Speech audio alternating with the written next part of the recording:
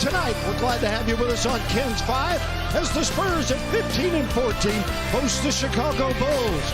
The Bulls, coming in off a loss in Mexico City to Orlando, are 6-23. Dunn in the lane.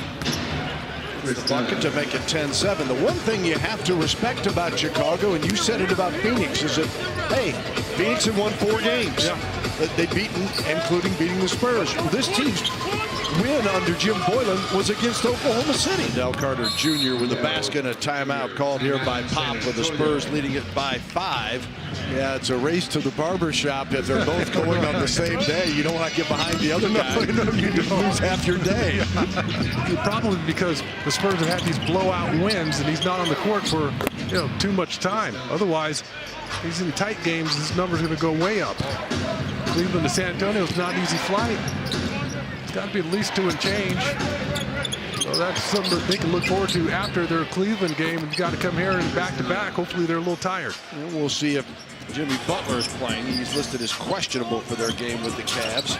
Gay, along with DeRozan, Forbes, White, and LaMarcus Aldridge. Backdoor pass knocked away and stolen.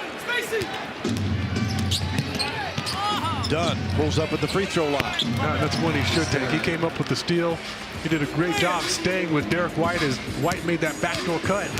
Rudy Gay got it as a buzzer beater. Because he took his time again and realized the ball just has to be out of his hands. He took up all the space, all the clock, dribbles himself into a nice 8-footer. Off the glass, that jumper good this time for Kris Dunn. Dunn with a hook for 2. Kris Dunn, one of 2 Bulls in double figures. He's got 14, marking it a dozen for Chicago.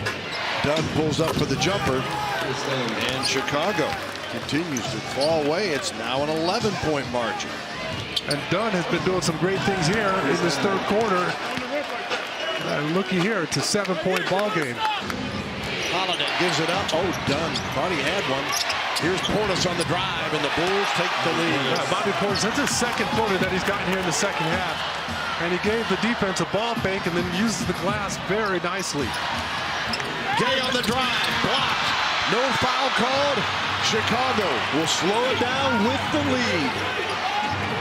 Spurs desperately need a stop here. Everybody's gives it up to Holiday. Everybody's kind of stunned here, even the fans. They kind of don't believe that this is happening. Dunn with the floater. Spurs down 3. Timeout San Antonio. 8 on the shot clock for Dunn. Marking it with the screen.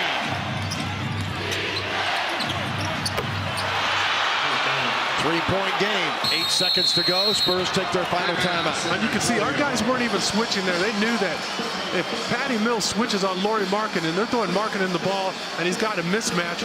Patty Mills goes underneath the screen to stay with Dunn, but Dunn's just had that type of half.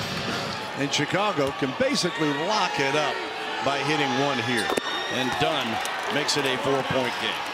97-93. As Jim Boylan is absolutely thrilled. He's still got a home here in San Antonio. That's how much he liked it here. He was here during part of that championship season of 2014, and his team getting the win here as Forbes fires means nothing at the end.